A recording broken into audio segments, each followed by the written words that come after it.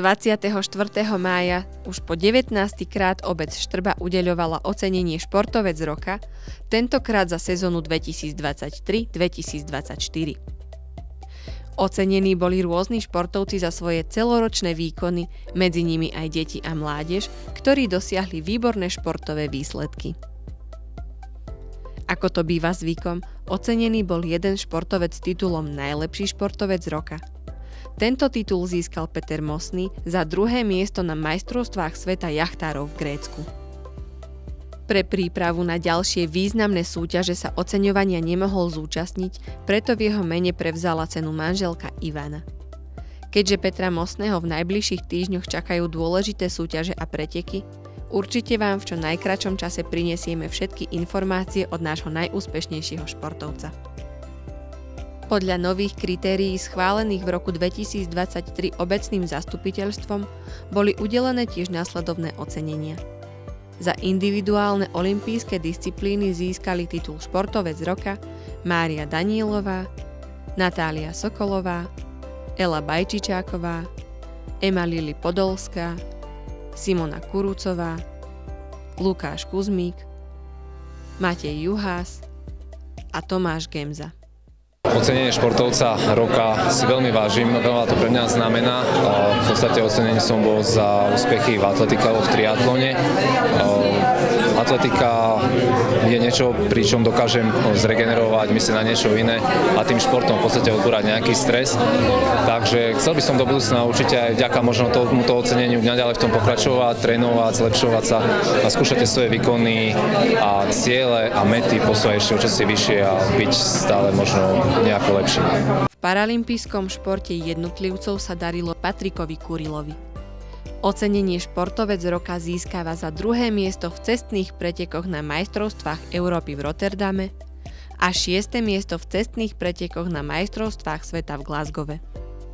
Ďalším paralympijským oceneným športovcom bol Dušan Pitoňák za prvé miesto na majstrovstvách sveta v curlingu v B skupine a Miroslav Pastucha za druhé miesto na majstrovstvách sveta v parahokeji v B kategórii. Za skupinové športy získal ocenenie Ján Sokol ako dlhoročný hráč a dlhoročný funkcionár futbalového oddielu a Ľubomír Levocký tiež ako dlhoročný hráč a dlhoročný funkcionár futbalového oddielu. Za ostatné športové disciplíny bola ocenená Dáša Juhásová za prvé miesto v Tatranskej bežeckej juniorskej Nordic Walking sérii v minulom roku.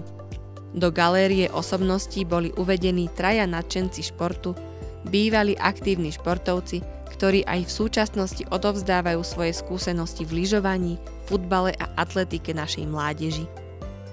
Za rok 2020 bola uvedená do galérie športovcov za beh na lyžiach Ľubomíra Iľanovská.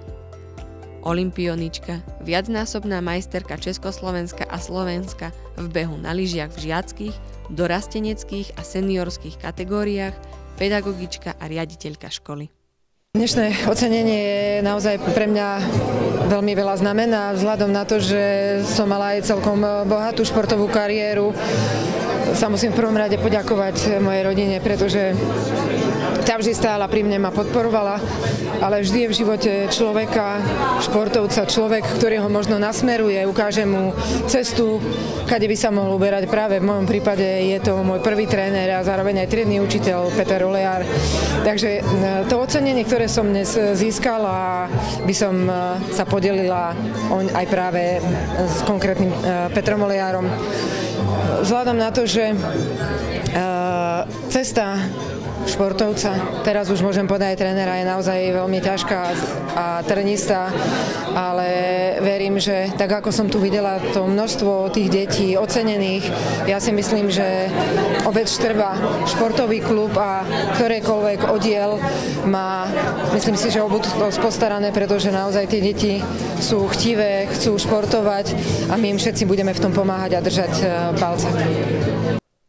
Za rok 2021 to bol Michal Šerfel za oblasť atletiky a dlhoročné vedenie športových podujatí ako napríklad štafetového behu 100x1000 metrov či malý štrbský maratón.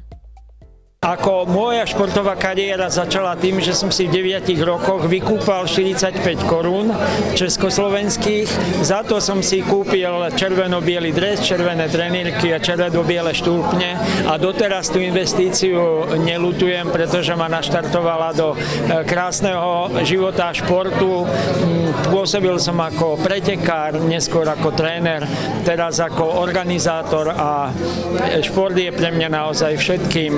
Získal som nových priateľov, spoznal som nových ľudí a chcem povedať, že šport ma naučil pokore, pretože mám zodpovednosť za tým, s ktorým pracujem, za pretekárov, ktorým tie preteky organizujeme a snažíme sa, aby všetko, čo organizujeme, aby bolo čo na najvyššej úrovni a aby sa pretekári do Štrby aj na štrbské pleso tešili, aby sme mohli s nimi pracovať. Chcel by som zdôrazniť to, že moje poďakovanie patrí hlavne mojej rodine, Inke, mojim deťom, že ma podporujú, že tiež sami športujú a chcem byť ešte zdravý a chcel by som športu v Štrbe pomáhať aj naďalej. A zároveň moje poďakovanie patrí všetkým a tým som aj venoval moje ocenenie všetkým ľuďom, ktorí pracujú v tímoch pre športové podujatie, lebo je to tímová práca, každý sme iný, ale všetci chceme, aby tie preteky dopadli čo najlepšie a tie podujatia boli také. Sú to len moji kolegovia, ale sú to aj rozhodcovia, všetci ľudia, ktorí sa podieľajú na pretekoch, každým svojím nejakým maličkým aj skutkom. Ďakujem pekne. Od roku 1987 pracoval ako tréner športových tried v behu na lyžiach. Mal som to šťastie, že som 4 roky viedol Pála Hurajta a keď som videl naozaj, ako dostáva bronzovú olympijskú medailu, tak naozaj som bol hrdý na to, že z našej dediny je chlapča, ktoré bolo malé a ktoré som ja viedol od takého maličkého, že sa z neho stal športovec, ktorý Štrbu celé Slovensko reprezentoval takto. Takže je to pocit hrdosti, ale aj tieto malé deti, ktoré sú tu, že majú také podmienky a môžu športovať a vidíme ich to, takže verím, že aj z nich sa stanú reprezentanti a budeme na nich hrdí ako na Pála. Za rok 2023 bol uvedený do galérie osobností športu Milan Macko za prínos vo futbale. Tak toto ocenenie znamená pre mňa veľa, ako pre každého človeka, pretože to je výzva do budúcna. Aby som stále, ak budem môcť a môj zdravotný stav bude v poriadku, tak budem pokračovať ďalej s tými najmladšími, ktorým budem dávať tie skúsenosti, ktoré som mal ja za svoju kariéru.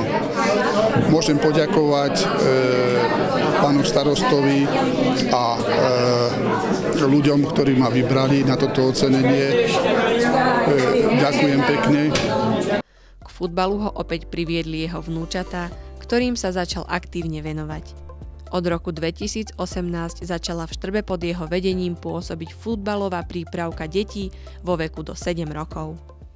Ja si myslím, že tí mladí, maličké detičky potrebujú už v tom 3-4 ročnom veku, aby začali trénovať a prichádzať na tie tréningy. Tam práve vidíme od tých detí, ako vnímajú a tú futbalovú abecedu, ktorá je veľmi potrebná do ďalšieho rozvoja toho mládežníckeho futbalu, do tých prípravok.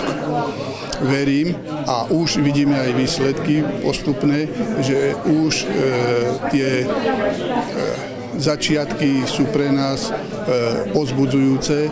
Tá mládež začína sa už umiestňovať aj v tabuľkách, v tých súťažiach na popredných miestach.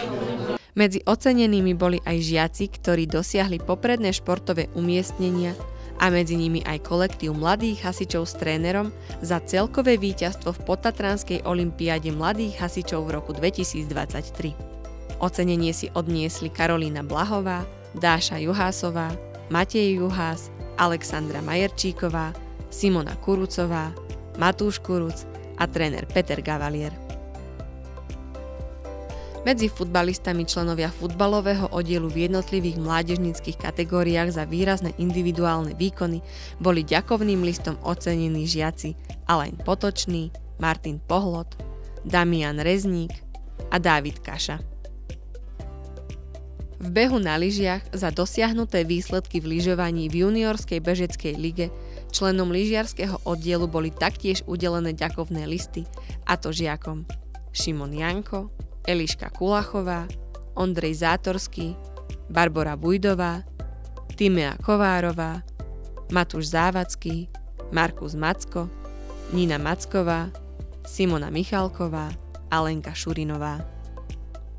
Za asistencie poslancov obecného zastupiteľstva, zamestnancov obecného úradu a hudobného sprievodu muzikanta Vincenta Jaša celý priebeh podujatia viedol starosta obce Michal Sýkora. Tak toto bude také milé podujatie, ktoré sme zakladali pred 20 rokmi, a to tým, že sme oceňovali najlepších športovcov, predtým ešte v telovýchovnej jednote a potom už tu v obradnej sieni. Takže z roka na rok má to svoj vývoj.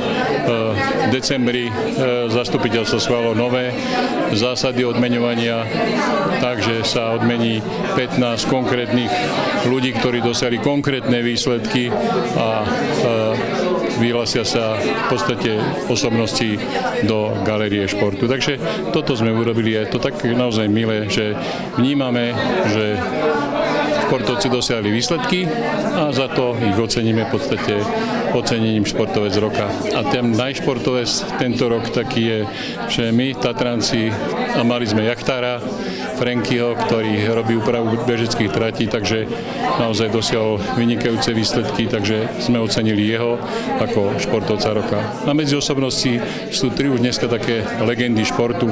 Naša pani riaditeľka, ktorá bola dlhoročná bežkyňa na lyžiach, Ľubka Ivanovská, potom Michal Šerfel za tie podujatia, ktoré robil roky 100x1000 na maratóne a pri ostatných podujatiach v rámci rozhodcov.